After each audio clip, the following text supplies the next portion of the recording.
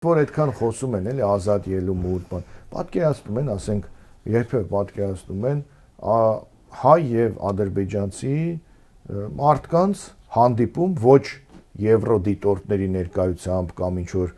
բան հասարակական կազմակերպությունների ներկայացուցիչների կամ լրագրող, այլ ուղղակի սովորական հայ մարդը անցնում է սահմանը եւ գնում է Նախիջևան, ասենք, ինչ որ գործով ու գիշերը մնում է այդտեղ հյուրանոցում։ Այդ պատկերացնում են, դա արդեն մենք հասել ենք այդ մակարդակի, որ որևէ խոչընդոտ չկա, որևէ վտանգ չկա։ Նայեք, հայաստանյան հասարակությունը նաև ենթադրաբար որպես քրիստոնյաներ ավելի տոլերանտ են, չէ՞, հիմա ասենք փողոցով մենք քայլելիս լսում ենք ադրբեջաներեն խոսք։ Դա Իրանի, այսպես թուրքախոս իրանցիներն են, թե ինչ են, բայց հանրապետության հրապարակով քայլենք, հենց հիմա կարող ենք լսել այդ խոսքը։ Բայց դուք պատկերացնում եք Բաքվի հրապարակում մեկը հայերեն խոսի, ինչ կանեն նրան։ Լինչի դատաստանի կենթարկեն։ Այսինքն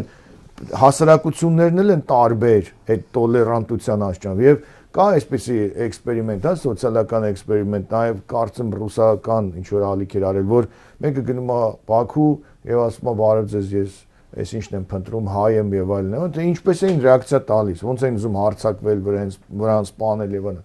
Հիմա դուք չեք կարող ադրբեջանական հասարակությանը, որը տասնամյակներով գեներացրել է այդ ատելությունը հայերի հանդեպ Հայաստան, մի անգամից ասեց հարց չկա, սահմանները բացում ենք, գնում ենք,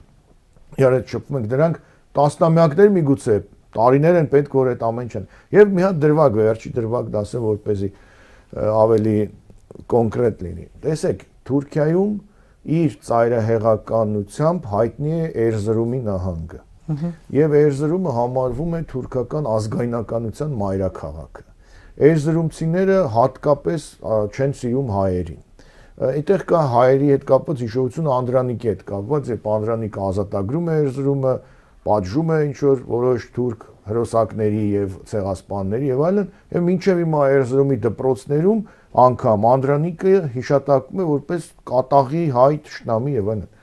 Հիմա եթե տուրիստական խմբեր են գնում Արևմտյան Հայաստան, ձգտում են Էրզրումում գիշերը չմնան։ Վախենում։ Որովհետև այնուամենայնիվ կա անվտանգային ինչ-որ, այսինքն Էրզրումում եթե ինչ-որ մի բան տնային, Բերդը նայեն, այնպես են անում, որ գնան, չգիտեմ, այլ տեղ գիշերակացը լինի։ Քանի տարի է անցել, 100 տարի, 100 տարուց ավել, 110 տարի ցեղասպանությունից, 110 տարի հետո Էրզրումում վտանգի այսպես մթնոլորտը կա,